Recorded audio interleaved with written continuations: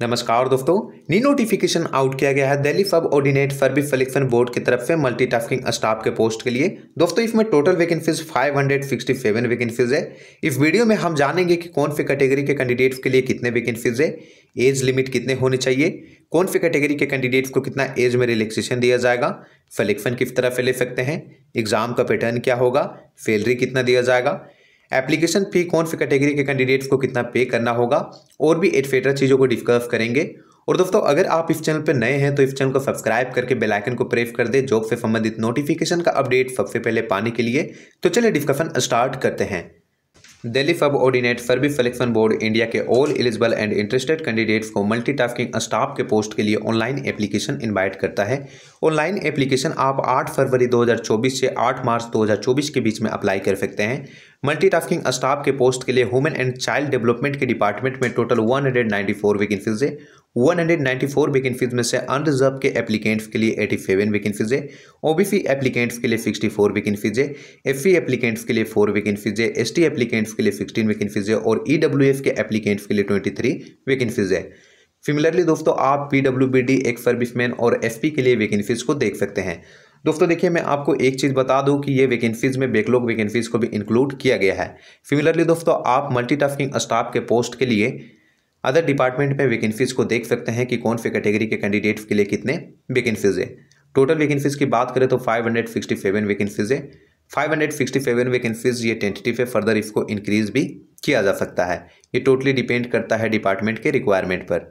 Right, important note में देखिए mention किया गया है कि एप्लीकेशन को सिर्फ आप ऑनलाइन ही अप्लाई कर सकते हैं। If you try to apply other than online mode then your application will be rejected. So आप इस बात को ध्यान रखें। दोस्तों देखिए मल्टीटास्किंग स्टाफ के पोस्ट के लिए department of human and child development में टोटल वैकेंसीज 194 वैकेंसीज है। यहाँ से आप देख सकते हैं कैटेगरी वाइज क्वालिफिकेशन कम से कम 10th पास होनी चाहिए या फिर इक्विवेलेंट क्वालिफिकेशन होनी चाहिए। किसी भी तरह का एक्सपीरियंस का डिमांड नहीं किया गया है। पे स्केल 18,000 से लेकर के 56,900 के बीच में दिया जाएगा। ये पोस्ट ग्रुप सी का है, non gazetted non ministerial. Age 18 से 27 साल के बीच में होनी चाहिए। एज रिलैक्सेशन दिया जाएगा एज पर द रूल्स। हम नीचे में देखेंगे कि कौन से कैटेगरी के कैंडिडेट्स को कितना एज में रिलैक्सेशन दिया जाएगा। सिमिलरली दोस्तों आप देख सकते हैं अदर डिपार्टमेंट में कि एमटीएफ के पोस्ट के लिए क्या क्वालिफिकेशन होनी चाहिए, क्या एज लिमिट होनी चाहिए, कितना पे स्केल दिया जाएगा। सिमिलरली आप देख लीजिए।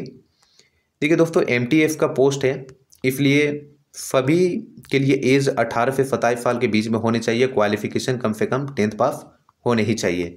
राइट, अब दोस्तों देखिए कुछ स्टूडेंट्स के माइंड में ये डाउट आ रहा होगा कि सर मैंने रिसेंट में ही 10th पास किया है तो क्या मैं इस वैकेंसी को अप्लाई करने के लिए एलिजिबल हूँ। तो मैं आपको नीचे में बताऊँगा कि आप एलिजिबल हैं कि नहीं हैं। राइट, तो आप 2 सेकेंड वेट कीजिए। दोस्तों आप डिपार्टमेंट वाइज देख लीजिए। देखिए दोस्तों इस वैकेंसी को इंडिया के सिटीजन ही सिर्फ अप्लाई कर सकते हैं। और देखिए अगर आप 10th 8/3/2024 से पहले कंप्लीट किए हैं तो आप अप्लाई करने के लिए एलिजिबल हैं। बट 8/3/2024 के बाद आपका 10th कंप्लीट होता है तो आप अप्लाई करने के लिए एलिजिबल नहीं हैं। अब दोस्तों देखिए यहाँ पर मेंशन किया गया है कि आप वैकेंसी को कैसे अप्लाई कर सकते हैं। तो फर्स्ट ऑफ ऑल तो आपको इस साइट पे विजिट करना है। विजिट करके आपको पहले रजिस्ट्रेशन कर लेना है।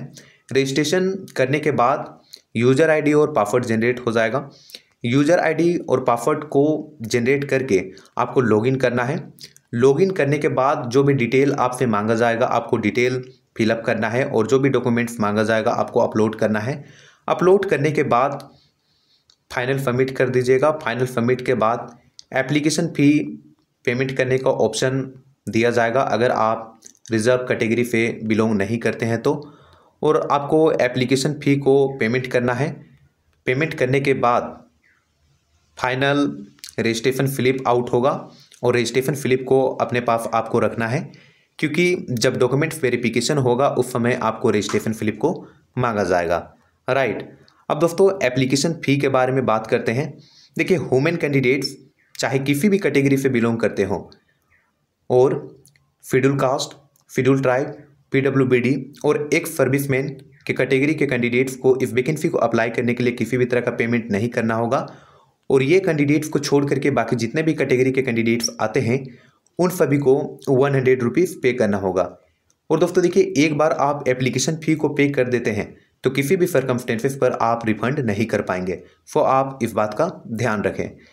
एप्लीकेशन फ़ी का पेमेंट आप ऑनलाइन कर सकते हैं, that is credit card, debit card, net banking etcetera के थ्रू। अब दोस्तों एग्जामिनेशन के स्कीम के बारे में समझते हैं।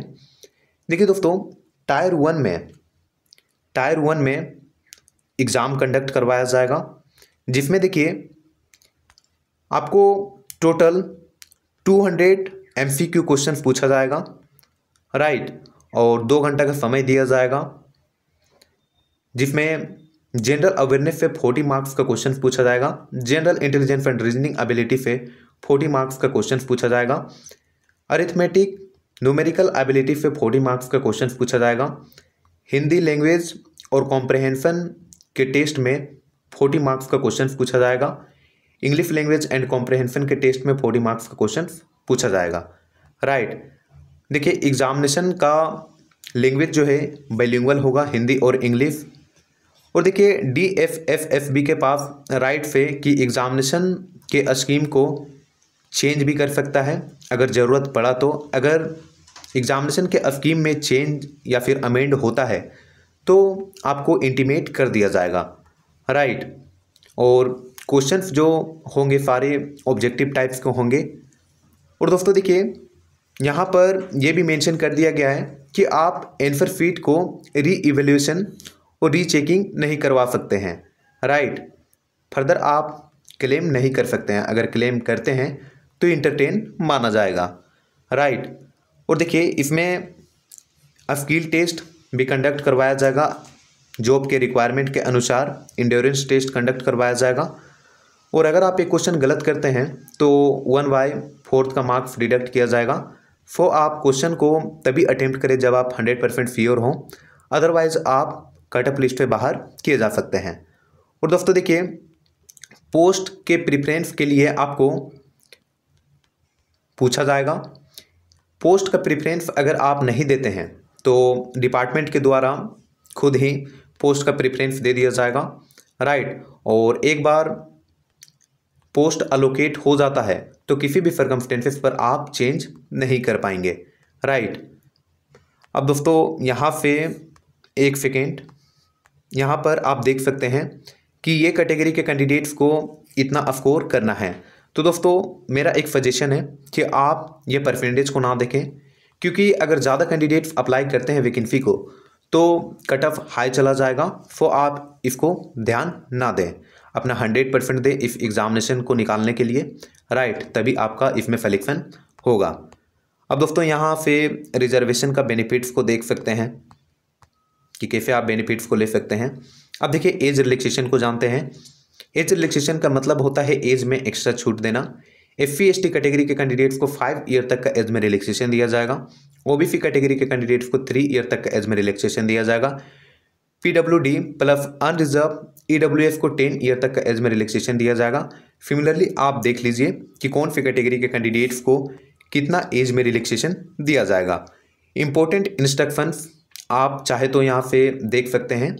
मेरा सजेशन है कि एक नज़र आप डाल ही लीजिए, सो दैट एप्लीकेशन को अप्लाई करते समय किसी भी तरह का मिस्टेक ना हो। तो आई होप दोस्तों इस रिक्रूटमेंट के बारे में आपको क्लियर हो गया होगा। दोस्तों अगर आपको इस वीडियो से हेल्पफुल लगा तो आप इस वीडियो को लाइक, शेयर और इस चैनल को सब्सक्राइब करना ना भूलें। और दोस्तों अगर आप इस एप्लीकेशन को अप्लाई करने के लिए इंटरेस्टेड हैं तो इसका लिंक आपको वीडियो के नीचे डिस्क्रिप्शन में मिल जाएगा, वहाँ पर डायरेक्टली आप इस एप्लीकेशन को अप्लाई कर सकते हैं। मिलते हैं नेक्स्ट वीडियो में to bring such kind of notification. तब तक के लिए जय हिंद, जय भारत।